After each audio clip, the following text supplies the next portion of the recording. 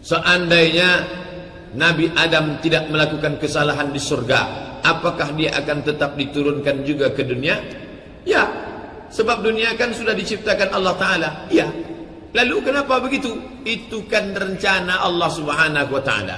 Inni ja'ilum fil ardi, aku ingin menjadikan makhluk di bumi khalifah, menjadi pemimpin.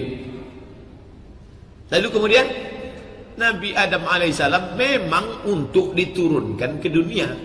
Dia bukan diturunkan di surga. Dia diciptakan di surga. Ihbitu, turunlah kamu ke dunia. Lalu kemudian diturunkan ke dunia. Maka orang yang mengatakan kita maunya di surga terus, Pak Ustaz, di dunia inilah baru tahu mana yang layak masuk surga dengan yang tak layak. Pak Ustaz, Allah tahu tak kalau saya ini layak penghuni surga? Allah Maha tahu.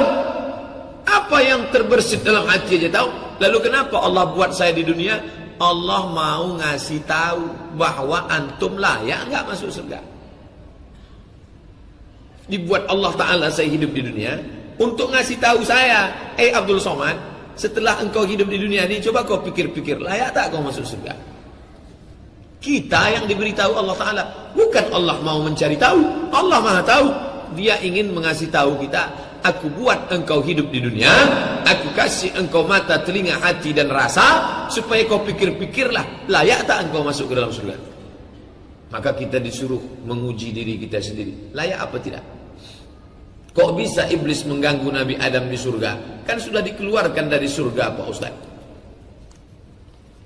Nabi Adam alaihi salam diciptakan di dalam surga. Lalu kata Allah Ta'ala, la taqraba hazihi syajarah, jangan kau dekati pohon ini, fatakuna minaz zalimin, nanti kau jadi orang zalim. Fa'azallahuma syaitan, digoda oleh setan. Gimana ceritanya setan bisa masuk lagi ke dalam surga, padahal Allah sudah mengatakan ukhruj, keluar.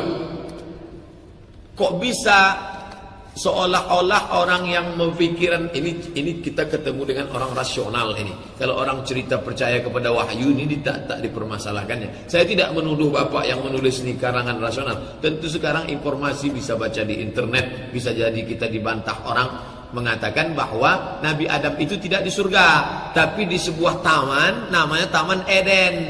Disitulah Adam diciptakan Tuhan, di Taman Eden. Lalu tiba-tiba datang iblis menggoda. Jadi bukan di surga. Ahlus sunnah wal jamaah, ini saya sebutkan akidah ahlus sunnah, bahwa Nabi Adam diciptakan di dalam surga. Mana dalilnya? Al jannah, alif lam di pangkal itu lil ahdi, surga yang diciptakan Allah. Surga itu juga tempat Adam, dari surga itu juga Adam dikeluarkan. Kalau sudah dikeluarkan iblis, kenapa dia bisa masuk lagi? Allah tidak ada kekurangan sedikit pun. Jangan katakan Allah lalai lupa. Jangan katakan malaikat yang bertugas itu bisa disogok oleh iblis. Allah Ta'ala menciptakan segala sesuatu dengan hikmahnya. Orang mengatakan dia masuk dalam bentuk ular, tidak dalam bentuk aslinya, sehingga masuk dia dalam bentuk ular menggoda. Makanya ada orang mengatakan kalau ketemu ular berarti itu ketemu anjing hitam, bunuh, karena dia adalah setan. Ketemu ular hitam, bunuh. Uqtulul aswadaini, bunuhlah yang hitam walaupun kau sedang salat. Allahu akbar, nampak dua yang hitam, bunuh. Al-hayyat wal aqrab, ular hitam dan kalajengking, jelmaan setan. Menjelma, dia merubah bentuk, masuk dia ke dalam. Allah Ta'ala punya rencana, di balik rencana ada hikmah. Jangan katakan itu kekurangan Allah Subhanahu wa Ta'ala. Sama dengan contoh kasus hadis tentang Nabi disihir. Hadis Nabi sholat zuhur lupa 2 rakaat. Jangan katakan Nabi pikun. Ya Rasulullah, kenapa engkau sholat 2 rakaat? Apakah turun wahyu? Kata Nabi, tidak, aku lupa. Oh, kalau begitu Nabi lupa. Allah membuat Nabi lupa.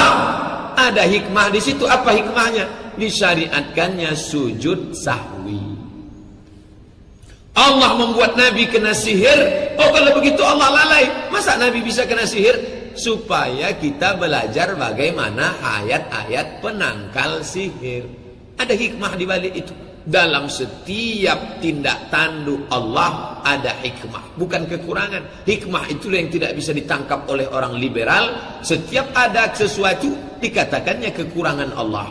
Karena dia memandang bukan dengan pandangan hikmah, tapi pandangan otaknya yang sejengkal. Kalau galah panjang sejengkal, jangan laut hendak kau duga.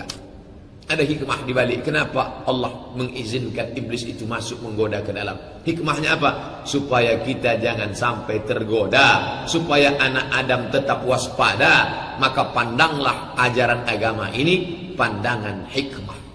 Pakai akal boleh. Afala taqilun, afala tatafakkarun, afala yatadzakkarun.